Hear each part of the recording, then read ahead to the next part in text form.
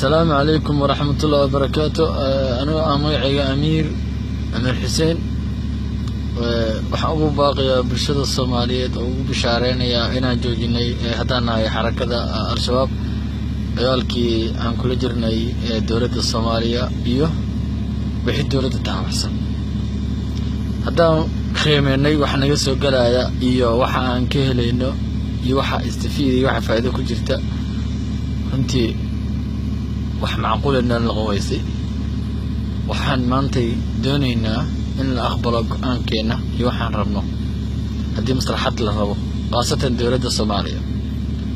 waxaan rabnaa inaan sameysano maamul goboleed la magacaabay maamul goboleedka al-shabaab ma doonayno wax qarxino ma doonayno wax dilno ma doonayno in aan dawladda ka soo jeesano waxaan rabnaa inaan meelaheena xukuumano وأنا حكمنا سي شريعة الإسلام كأه أنا حكمنا دولة الصومالية هاسن وأنا وحي دولة أمامرتي دولة أي أمرتنا ووافجنا وحن وافجنا سي دولة الصومالية دستور الصومالي الشرعية الصومالية دقيقة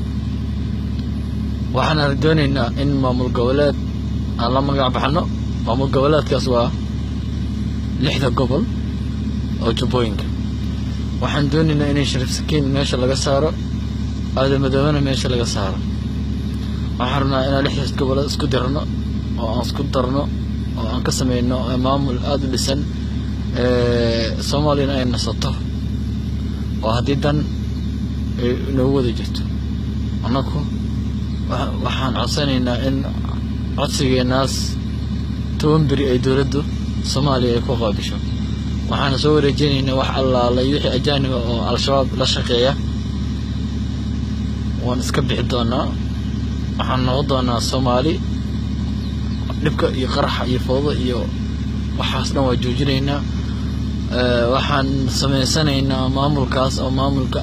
deegaanka al-shabaab leeyahay ma doonayna magacaas in naga lumo waa magacaan dhib badan u soo hornay waa dhaaca dhib badan u soo daadanay waa magacaan wax badan dad ku jirnay xilligaas aad duurkaas geedaas ku dhex jirnaa hoodkaas soo dhex jirnaa marka wayna dawladdu qaadataa go'aankeena anaguna aan qaadanaa go'aan maslaxad Soomaaliya ay ka doonayso dawladdu haddii ku adkaysata waxay rabto inay sameystana